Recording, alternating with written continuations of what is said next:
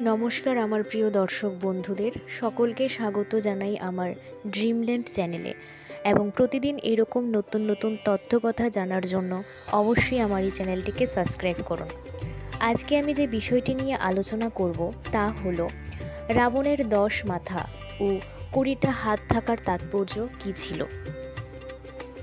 রাবণ হচ্ছেন একজন দিগ্বিজয়ী বীর এবং একজন বিশিষ্ট বৈদিক পণ্ডিত। তার পিতামহের নাম ছিল সহস্রগ্রীব, পিতার নাম ছিল বিষশ্রবা। রাবণের মায়ের নাম ছিল নিকষা, অন্য নাম কৈকসী। অত্যন্ত সুদর্শন, ঐশ্বর্যে বিভাসিত এক পুরুষ। রাবণ 10 গ্রীব বা দশানন নামেও সবার কাছে পরিচিত। 10টা গ্রীবা অর্থাৎ গলা থাকায় তাকে বলা হতো 10 গ্রীব, আর 10টা আনন অর্থাৎ মুখমণ্ডল ছিল বলে তার নাম হলো দশানন।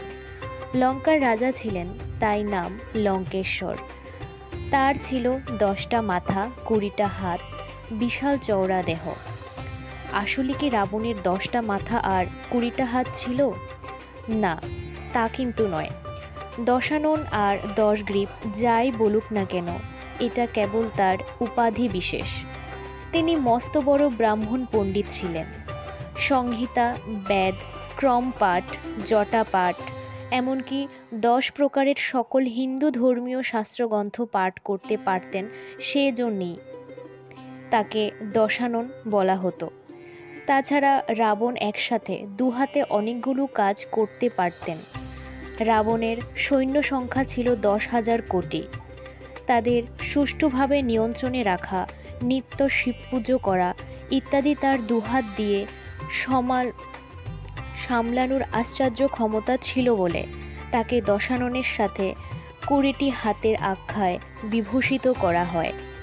তার মতো তখন এমন অধিক সংখ্যক বিদ্যাস্ত্রের অধিকারী, মানবাস্ত্রের অধিকারী এই ভূভারতে আর কেউ ছিল না।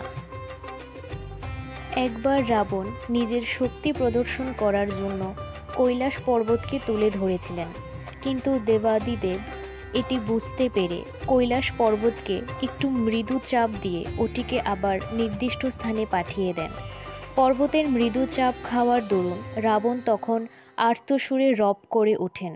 এই রব ও চিৎকার করার জন্যই তার নাম হয় রাবণ। একদিন বনের মধ্যে রাবণের বোন শূর্পণখা ঘোরাফেরা করছিলেন। হঠাৎ তার সঙ্গে লক্ষণের হয় দেখা। শূর্পণখা মুগ্ধ হয়ে যান অপরূপ শোভায় শোভিত সুপুরুষ লক্ষণকে দেখে। তখন তাকে বিবাহ করার জন্যে প্রস্তাব দিলে লক্ষণ কিছুতেই রাজি হননি। কিন্তু শূর্পণখা তো লক্ষণকে কোনোভাবেই ছাড়ছেন না, লক্ষণকে বিয়ে করবেনই। তার এই আচরণ দেখে ভীষণ রেগে হিতাহিত জ্ঞানশূন্য হয়ে লক্ষণ শূর্পণখার নাকটি কেটে দিলেন। বোনের এমন দুর্ঘটনার কথা শুনে রাবণ রেগে অন্ধ হয়ে এর প্রতিবিধান করার জন্যে একদিন তার অনুচর মারীচককে সোনার হরিণের ছদ্মবেশ ধরিয়ে রামের কুটিরের সামনে ঘোরাঘুরি করার ভাব দেখাতে বললেন। হরিণ দেখে তো সীতাদেবী মুগ্ধ হয়ে গেলেন।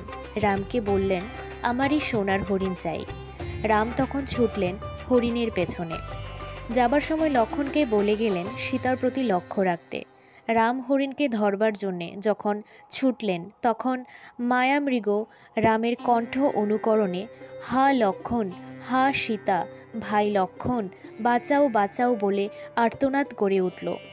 আর্তনাদ শুনে লক্ষণ তো ভাবলেন দাদা নিশ্চয়ই কোনো বিপদে পড়েছে, তাই দাদাকে সাহায্য করতে ছুটলেন সীতা দেবীকে একলা ফেলে।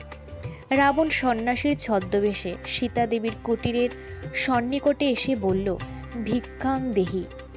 সন্ন্যাসীকে কিছু দেবার জন্য বেরিয়ে আসতেই রাবণ সীতাকে নিয়ে পালিয়ে গেল লঙ্কায়।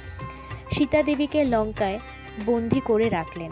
তারপর অসংখ্য বানর সেনার দ্বারা রাম লক্ষণ সেতু নির্মাণ করে সমুদ্র পার হয়ে লঙ্কায় পৌঁছলেন। হনুমান লেজে কাপড় জড়িয়ে সমস্ত লঙ্কাপুরী জ্বালিয়ে দিল। রাম ব্রহ্মাস্ত্র ছুঁড়ে রাবণকে বধ করে সীতা দেবীকে উদ্ধার করে আনলেন। দেবতারাও খুশি হয়ে স্বর্গ থেকে করলেন পুষ্পবৃষ্টি। বিভীষণ রাবণের ভাই হলেও ছিলেন ধার্মিক। তিনি সব বুঝে যখন ভাই রাবণকে সীতা দেবীকে ফিরিয়ে দিতে বলেছিলেন, তখন রাবণ তার প্রতি খুব ক্ষেপে গিয়ে লঙ্কা হতে দূর করে দিলেন। বিভীষণ তখন কিবাই করবেন ভেবে চিন্তে এসে আশ্রয় চাইলেন রামেরই কাছে। রাম তাকে বন্ধু হিসেবে গ্রহণ করলেন এবং রাবণ বধ করে রামচন্দ্র বিভীষণকেই করলেন লঙ্কার রাজা। আজকের এই আলোচনা এইটুকুই। পরবর্তী এরকম আরও নতুন নতুন তথ্যকথা জানার জন্য আমার এই চ্যানেলটিকে অবশ্যই সাবস্ক্রাইব করুন। ধন্যবাদ।